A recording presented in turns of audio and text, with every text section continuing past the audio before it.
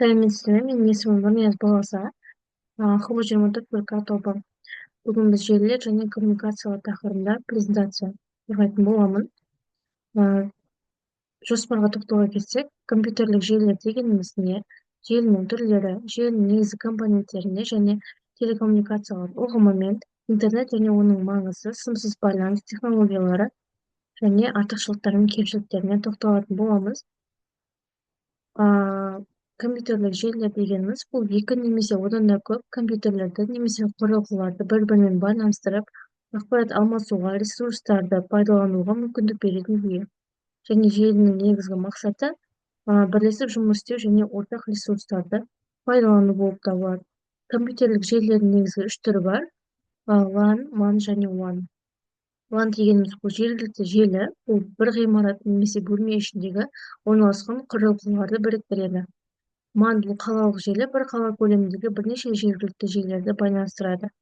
Телекоммуникациялық компанияларда жиі қолданылады. WAN бұл ауқымды желі, елдер мен континенттерді қамтитын ең үлкен желі болып табылады.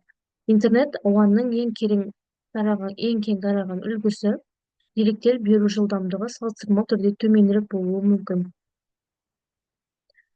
Желінің негізгі компоненттеріне тоқталсақ, желінің негізгі пайдаланушылары бұл компьютерлер, ноутбуктар, смартфондар, принтерлер және тағы да басқалары.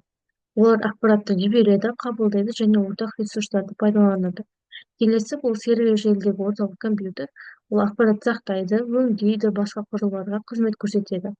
Маршрутизатор бұл желілерді бір-бірімен байланыстырады, деректерді дұрыс бағыттап, интернетке шығуға мүмкіндік береді.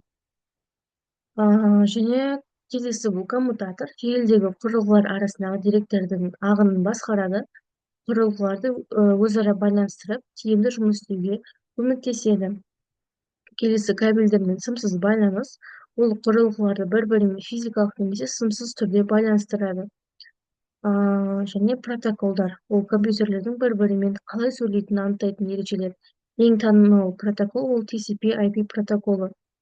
Телекоммуникация бұл ақпаратты қашықтыққа беру процесі. Бұл процесс арнайы техникалық құралдар арқылы жүзеге асады. Мысалға, телефон, интернет, радио, теледидар, спутниктер деген секілді.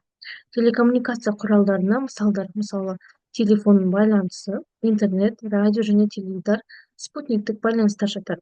Телекоммуникацияның маңызы бұл адамдар мен ұйымдардың жылдам байланысуына мүмкіндік бере алады.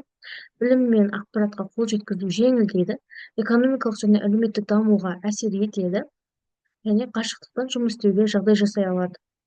Компьютерлік желілер мен телекоммуникацияның байланысы, бұл компьютерлік желілер дегеніміз, бұл телекоммуникацияның бір саласына жатады.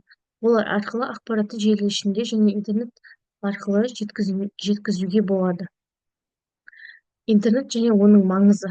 Интернет дегеніміз бүкіл әлем бойынша компьютерлік желілерді біріктіретін ауқымды жүйе болып табылады. Ол арқылы адамдар ақпарат алмасады, сөйлеседі, жұмыс істейді және білім ала алады. Интернеттің негізгі қызметтері бұл ақпарат алу, жаңалықтар, ақпаратты біз жаңалықтардан, ғылыми мақалалар мен кітаптардан аламыз. Байланыс бұл электронды пошта арқылы байланысу, әлеуметтік желілер және мессенджерлер арқылы байланысу. Білім алу бұл онлайн курстар, видеосабақтар, қашықтан оқып білім алу. Келесі жұмыс, қашықтан жұмыс істеу, құжаттармен бөлісу, сауда және ойын-сауық.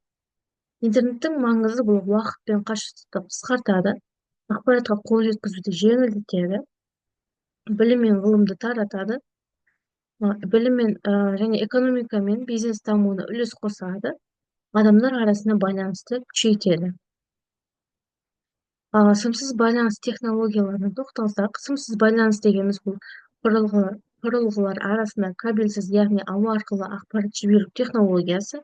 Негізгі сымсыз технологияларға Wi-Fi және Bluetooth жатады.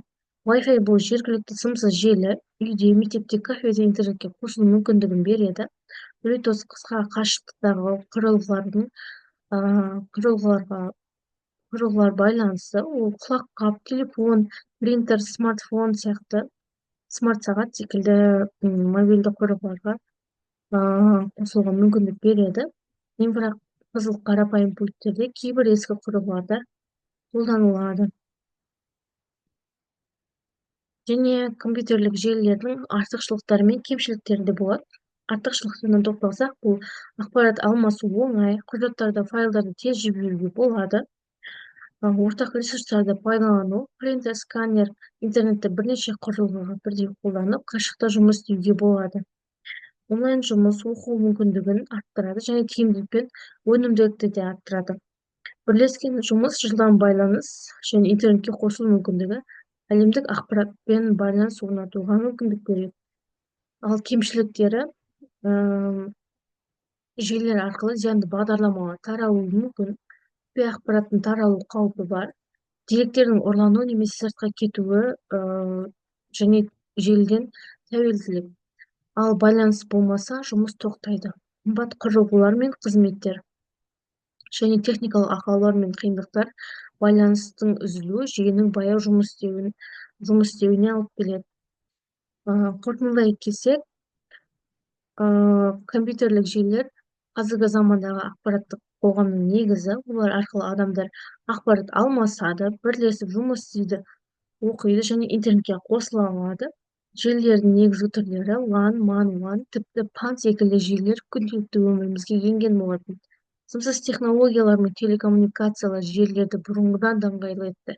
Желінің арақашықтықтары өте көп, бірақ